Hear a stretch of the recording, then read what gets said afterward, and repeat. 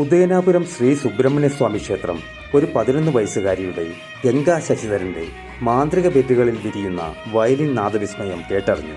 അത് കണ്ട് ആസ്വദിക്കുവാൻ പതിനായിരങ്ങൾ ക്ഷേത്ര കലാമണ്ഡപത്തിൽ എത്തിച്ചേർന്നു.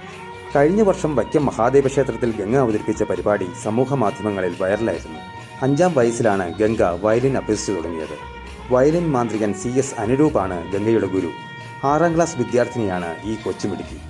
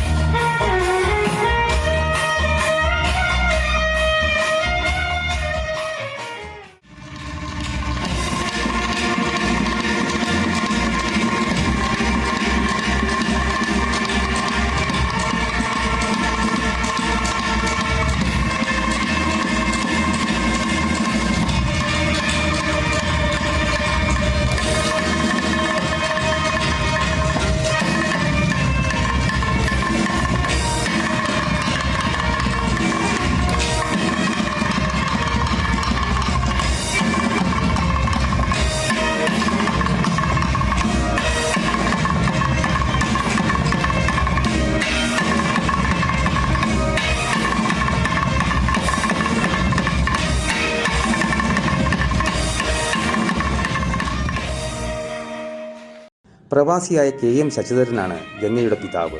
അമ്മ കൃഷ്ണവേണി. വയലിൻ കമ്പക്കാരിയാണ് അമ്മ കൃഷ്ണവേണി. +1 വിദ്യാർത്ഥിയായ മഹേശ്വറാണ് സഹോദരൻ. സംഗീതത്തിനുള്ള 2024-26 ഡോക്ടർ MS സുബലക്ഷ്മി ഫെലോഷിപ്പിന് ഗംഗയ്ക്ക് നാമനിർദ്ദേശം ലഭിച്ചു.